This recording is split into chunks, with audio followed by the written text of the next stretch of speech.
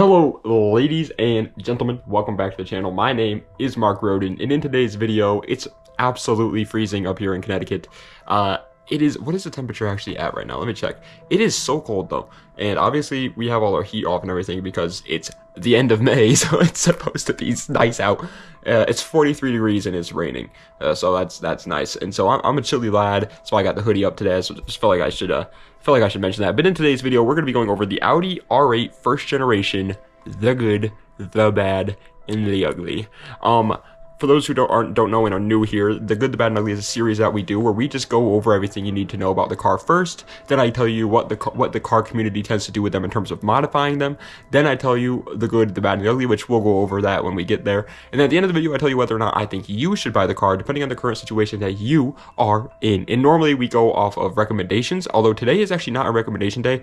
I just wanted to do one on like a supercar. I feel like we never do any like good, bad, and uglies on supercars, which makes sense. You know, the majority of people watching my videos are watching the videos because they like the fact that I talk about affordable cars, you know what I mean? But I felt like doing one. So if you do want to see one in the future, me do a good, bad, and ugly on your car, leave a comment below, because that's usually how I do them. It's off of recommendations. Obviously today, again, not today, but normally that's how we do them. Song of the day, by the way, is called Bad Moon Rising by Creedence Clearwater Revival. It's kind of a tongue twister of a name, to be honest, but it's a banger. You guys probably already know this song, to be honest. Like your dad's probably already listened to it, but you might not know it by name or whatever. So go give it a listen, add it to your playlist. It's a freaking slap dabberoony banger. It's one of those songs that you like listening to around this time of year, although only when it's nice out. Without further ado, let's get right into it with the good, the bad, and the ugly on the Audi R8 first generation. Alrighty lads, so like I said in the intro, the first thing we got to go over is just the basic information about the car, things like what engines it comes with, etc, etc. So first off, let's go over the years made and the generation. Well, it was made between the years 2006 to 2014, which is actually a very long runtime for a supercar, and it is of course the first generation of the Audi R8. There is a new one now, and in my opinion it's much cooler, but it's also like double the price of a first gen, so keep that in mind. As for the trim levels, as you guys know here, if you're not new here, when I talk about trim levels on my channel, I only talk about trim levels if it actually changes something in terms of like horsepower and engines. So that's why, like, I know a lot of people might be like, well, technically there's a trim level that gives it cruise control and leather seats, and you didn't talk about that one. That's not what we talk about, man. We just talk about the engines and the difference in those. So for the Audi R8, the base model, quote unquote, comes with a V8, which is a 4.2 liter V8, making 420 horsepower, which is obviously very, very good for any car out there, but not the best obviously for a supercar, but these are one of the cheaper supercars out there. And then obviously you have the V10 Plus trim, which is the more wanted one, the faster one, the overall better one, and that comes with a 5.2 liter V10, obviously, making 525 horsepower, which is obviously a lot more, 105 horsepower more, and it is the V10 as well, so it's just even cooler too. It sounds cooler, is cooler. Like, yeah, that's the one that most people are going to want, but obviously those are going to be a little bit more expensive. As for the body styles, this car is available as a coupe and a spider. Obviously there's no four-door Audi R8s, although I'm sure you could, like, somebody's going to be like, well, this car might as well be a four-door R8 because it's pretty much the same thing, like the S4 B7 or something, I don't know, but no, those aren't R8s, those are S4s, so yeah. As for the drivetrains, it is available as all-wheel drive only, no rear-wheel drive. You could probably swap it if you really wanted to make a rear-wheel drive R8 for some reason, but yeah, all-wheel drive from factory only. As for the transmissions, it is available as a manual or automatic. Obviously, the automatic is going to be the better option here in terms of performance, but the manual is going to be the better option here in terms of testosterone and just having a pair of nuts between your legs. And it's going to be a lot more fun to drive a manual is what I'm saying. I would recommend buying the manual, but if you know you paint your nails and stuff like that, go ahead and get yourself an automatic. As for the price, it's obviously a supercar, so the price is not in the affordable realm for us folks, but for supercar folks, it's definitely not that bad. These cars range anywhere from, I would say, $70,000 to $120,000. It's a $50,000 range there, which is obviously quite a bit, but yeah, you can find like a base model automatic V8 for like 70 grand if it has a little bit of miles on it from like 07. But if you want like a nice V10 Plus with low miles on it from like 2012, you're looking at, yeah, around $120,000. Again, that sounds crazy, but realistically speaking, in the world of supercars, that's pretty much nothing. One of the cheapest supercars that I can think of off the top of my head that you can buy is an Audi R8, and that's the reason why. As for the reliability and gas mileage, however, obviously these cars are not that reliable when you compare them to things like a Camry or a Corolla or a Civic. Obviously, I don't think many people need to be told that, but yes, supercars are nowhere near as reliable as commuter cars. Wow, ta-da, would you look at that. But for in the supercar world, these are very good options. They obviously, again, supercars, ticking time bombs. They're not meant to drive past like 50,000 miles because they're supercars, you know, you're not daily driving them. But these ones can make it past 50,000 miles very easily. There's tons of people out there on the forums and everything that say an Audi R8 is one of the most daily drivable supercars of all time for that reason, which is very good, obviously. And for the gas mileage, the V10 in particular gets 17 miles per gallon combined, which is way better than I thought it was going to be. I'm going to be honest. Supercars are obviously notorious for having horrible gas mileage, and in a V10, getting 17 miles per gallon, don't get me wrong, that's not good. I'm not saying like, you know, you're freaking saving the big bucks driving around in your Audi R8. No, obviously not. But that's much better than what I expected this car to get. I expected this thing to be at like 11 miles per gallon, which it's not. It gets 17 miles per gallon combined, which is very good. As for the V8, I don't know though. Probably a little bit better though. Alrighty lads, so what does the community tend to do with the Audi R8 first generation in terms of modifying them? Well, first of all, I want to make it abundantly clear, obviously the vast majority of R8 owners do not modify their cars. They just keep them stock because they're older people, they just want to drive it for what it is. And honestly, even the younger people that keep it stock makes sense too. You're buying a $100,000 car, you don't want to destroy the resale value, it makes sense. But for the very few people that do tend to end up modifying their Audi R8s, we'll talk about those ones. For the drifting community, obviously not. No, these cars are not seen drifting ever. I don't think I've ever in my lifetime seen an Audi R8 drifting unless it's like in a snow-covered parking lot with 700 square feet, and that's actually not that much, 700 freaking acres of land so that they can't hit into anything. As for the rally / off-road community, same thing. No, these guys are not rally racing an Audi R8. Audi's good at rally racing, sure, but not their supercars. So no, they don't rally race these things. As for the street racing, straight line boys, the drag racing boys, yes, actually, you do see Audi R8s quite a bit because of the all-wheel drive system. Obviously, it has that quattro all-wheel drive, which is obviously a very good bonus, and the car is very lightweight. So yeah, you see some Audi R8s turned into like drag cars and stuff like that. They're good straight line demons. Again, whenever I say things about this car in this video, I want to make it abundantly clear that I'm comparing it to other supercars, because obviously, yeah, you'll see a lot more Civics and Camaros and Mustangs than you're going to see Audi R8s drag racing and stuff like that. But what I mean by quite a bit is quite a bit for the supercar world. As for the track racing community, yes, this is definitely its most popular application. People love modifying these things, taking them to the track and turning them into little race cars, which makes sense. That's literally what they are. And for the stance / show guys, the guys that just build them up, stance them, slam them on the ground, make them look nice, bring them to car shows, try and get Instagram and TikTok followers out of them. This is seen for sure because they do look so good, but obviously, again, it is just like, it's a supercar. People are going, there's not that many of them out there, so maybe, yeah. Alrighty lads, but now we are into the good, the bad, and the ugly. And the way this works, in case you're new here, is first, I go over the good, which are just good things about the car, their selling points on the car, things that the salesman at the Audi dealership would have told you to try and get you to buy it. Then we go over the bad, which aren't actually bad things, it's just a fun play on words. This is the middle ground area. It's where, you know, it might affect some people, but it might not affect other people. It's just a it's a medium area. And then finally we get into the ugly, which are actual problems that you're going to have to address with the car, and it could be deal breakers for you. But without further ado, let's go right into it with the good, and the first is the looks. Yeah, I know technically looks are personal preference, obviously, because everybody thinks beauty is in the eye of the beholder, as they say, but I don't think there's going to be any people out there that say that the Audi R8 looks bad, so that's why I'm putting it in the good today. And next for the good is the performance out of the box. Again, it is a supercar, so obviously, yeah, the performance is very good for these.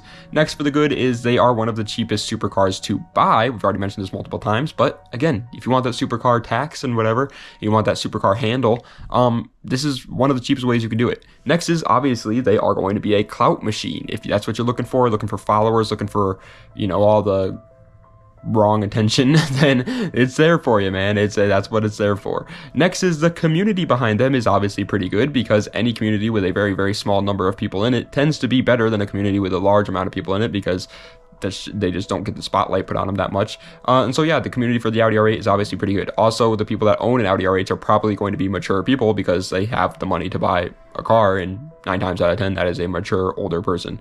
Next, the aftermarket support for, at least for a supercar, is very good. Again, it's not going to be anywhere near as good as obviously something like a Civic or a Z or a BRZ or a Miata. Obviously, their aftermarket support is going to be through the roof compared to this car. But when you compare it to something like an Aventador or Ferrari 458 Italia, yeah, the aftermarket support is much better than those ones. Next is the sound. Again, I usually put this in the bad and let you guys come up with your own decisions on whether or not you think the car sounds good. But I don't think there's going to be any human being out there that says the sound of a roaring V10 isn't good. So here's a clip of a V10.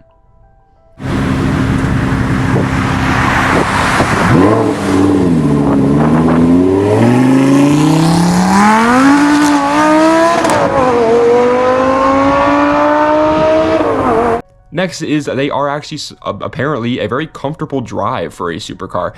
Almost every review I've ever seen on the Audi R8 says that they are very comfortable to drive and they don't feel like you are driving a supercar until you want to get on it and beat it up a little bit. Then yeah, obviously at that point when you're driving it rough, it's going to feel like a supercar. But if you're just daily driving it, taking it to work or whatever, it's comfortable. It doesn't feel like you're driving in a McLaren F1 or a Ferrari F40 or whatever. Next for the good is the handling is very good. Again, same thing, but yeah, it's a supercar. It handles really well. Very short wheelbase as well. Next is these cars are actually starting to appreciate in price. They were depreciating for like the longest time. They were just dropping and dropping and dropping in price, but now I think they've kind of finally reached their bottom. At one point, you could find like an Audi R8 V8 for like 50 grand. Nowadays, they're starting to sit right around 70 grand again. So yeah, they're, I guess, a decent investment if that's what you're looking for. And finally, for the good is they do have the best all-wheel drive system in the world. Quattro is obviously just peak. There's people that argue and people that be like, oh, well, BMW's X-Drive, Mercedes 4MATIC, or Subaru's whatever they call it. I don't know what they're calling theirs, but those are better. I heavily disagree. I think Audi clearly nails it with Audi's Quattro system.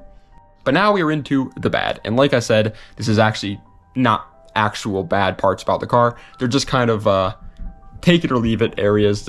It depends on the person's style of points, I guess you can say. And first off, for the bad is reliability. Yeah, the reason why this isn't bad is because obviously these cars are unreliable. We'll go over that actually more in the ugly section, to be honest. But again, it's kind of like you probably know that, you know what I mean? I don't think anybody's buying an Audi R8 to try and drive it as a daily driver. I think everybody buying an Audi R8 knows that they're buying a supercar, knows that it's not going to be as reliable as something like a Camry, so that's why it's in the bad. Next is the price. Yeah, same thing I said with the reliability. These are still expensive cars, obviously, but for a supercar, they're very cheap. It's kind of like a good and bad thing, and that's why it's here in the bad section. Next is working on them is obviously a nightmare. Again, the 99% of people that are buying an Audi R8, I guarantee are not working on them themselves anyways. They could probably afford the repairs. They don't have to worry about that too much. But if that's not you and you are just like a, garage mechanic just working on your own cars or whatever, and you for some reason stumble upon a good deal of an Audi R8 and you think about buying one, just keep in mind that it's a good deal, but you're going to lose your freaking mind trying to fix it yourself. So you're probably going to end up bringing it to a shop and then it's not going to be a good deal anymore. Next is the parts are super hard to find, which only adds to the fact that they're really bad to work on. Yeah, not only is it hard to work on them, but it's hard to find freaking parts for them in the first place. And if you do find parts for them, it's going to be like $10,000 for a mirror cap. So keep that in mind. Next is the straight line performance of this car is not that great out of the gate. Obviously, 420 horsepower in the V8 isn't anything super special when sedans are making almost 500 nowadays. And 500 in the V10 isn't obviously that great either. But these are supercars. Obviously, they make up for it in their handling aspects and just the exotic nature of the car in general. Next is the space. Both cabin and cargo is obviously not that great. Don't expect to be carrying around ladders in your Audi R8. Next is the insurance is obviously going to be really high. We usually don't mention the insurance in Good, Bad, and Uglies because it kind of depends on the person, but I don't think it matters who you are. Insurance for a Audi R8 is obviously going to be pretty freaking high, so keep that in mind. Next is the manual transmission is actually slower than the automatic. This is only one of the, normally 9 times out of 10 when we make a Good, Bad, and Ugly, we're talking about 90s cars, 80s cars, early 2000s cars, where the automatic is actually the worst option. But today, it's the opposite way around, and the automatic is actually the better one in terms of like just if you're just like a regular dude, and that makes me sad. So I'm putting this in the bad section. Next is the car is all-wheel drive only. Again, 9 times out of 10, I feel like most people want that anyways, but for the very few people that want the Audi R8 to be rear-wheel drive, so they can do donuts and all that fun stuff, well, unfortunately, you're kind of SOL, if you will. Next is the cup holders in this car, obviously not that great. Again, cup holders are a big deal, bigger than you think. I know everybody like laughs at me whenever I mention cup holders in my good, bad, and uglies, but it's not something you think about until you get in a car without any cup holders, and you're like, where am I going to put my freaking drink? And it's a frustrating ordeal. And obviously, this car doesn't have the best cup holders. It's a freaking supercar. Next is any wiring problems are also going to be a nightmare. It's kind of ties back into working on these cars is a nightmare, but wiring problems and working on a car, in my opinion, are like two different things. It's like working on the mechanics of a car, there's body work of a car, and then there's wiring and electronics of a car. Those are like three completely different things. You could be good at working on a car mechanics wise and be horrible at it body work. Same thing with wiring, and wiring in this car is also a freaking nightmare. Next is these cars are obviously going to be a cop magnet. So if you are a younger lad, well, obviously if you're a younger lad looking at buying an Audi R8 in the first place, I would say be careful. But if you are for some reason gonna get yourself an Audi R8, you're gonna be pulled over a lot, obviously, because they're not just a cop magnet, they're an everybody magnet, which actually leads me into my next bad point. This car will get you a lot of unwanted attention, whether that obviously be from police or other people. A lot of people think they want attention until they actually get a car that's super flashy and gets you a lot of attention, and then you realize how annoying it is to have every human being that you drive by be looking at you. You ever pick your nose in your car? Be honest, yes you have. Every one of us has, okay? Stop lying. We've all picked our nose while driving our cars before. And we don't have to worry because we're in our own cars. We got nobody looking at us, right? 9 times out of 10 at least. Well, in an Audi R8, you can't do that, buddy, okay? Because every single person that drives by you is going to be looking at you. And everybody that's gonna, every time you stop at a place, they're gonna be like, oh, nice car. At first you think it's good until you actually get one, and then it's a nightmare. Apparently, obviously I don't have myself an Audi R8, but that's what I've heard from almost every single person that's ever owned a supercar before. And finally, for the bad is the AC in these cars do tend to have some problems, obviously. I've never had AC in any one of my cars. I've had 3 cars and not a single one of them has had AC. I don't really mind it at this point because I'm just used to it, but if you're like I don't know, spoiled and you've had AC your whole life, then you're obviously going to be like, no, I want my AC back, which is obviously not a good thing. All right, but now we are into the ugly, which are genuine problems with the car. You're probably going to have to address them one day. Things that might steer you away from this car. And first off, for the ugly is apparently the shocks need to be replaced all the time in these cars because they're just ticking time bombs, I guess. I don't know. But for the most part, I couldn't really find that many like serious problems with the Audi R8. Obviously, there's a lot of little things, but the only one repeating serious problem that almost everybody just kind of like unanimously agreed upon was a bad problem is the shocks in these cars tend to go. And when they do tend to go, apparently they cost around $10,000 to replace them. 10 grand. Now, obviously, me being a car guy, I would just put some coilovers on it. I wouldn't replace it with like OEM Audi shocks. But if you're not a car guy and you're thinking about replacing it with OEM shocks, it's going to be a lot. It's going to be a hefty price tag. And finally, for the ugly is the obvious problems with reliability that will come with owning a supercar. Is it one of the more reliable supercars out there? Absolutely, but it will still break more than something like a Corolla, and when it does, it's not going to be fun or cheap to fix. This kind of just all ties back into every little thing that we've talked about so far that might be a problem becoming one big problem. Yes, maybe, you know, I don't know, the window will stop working, and that's a bad point, not an ugly point, because it's not worth, you know, putting, oh, window problems in the ugly.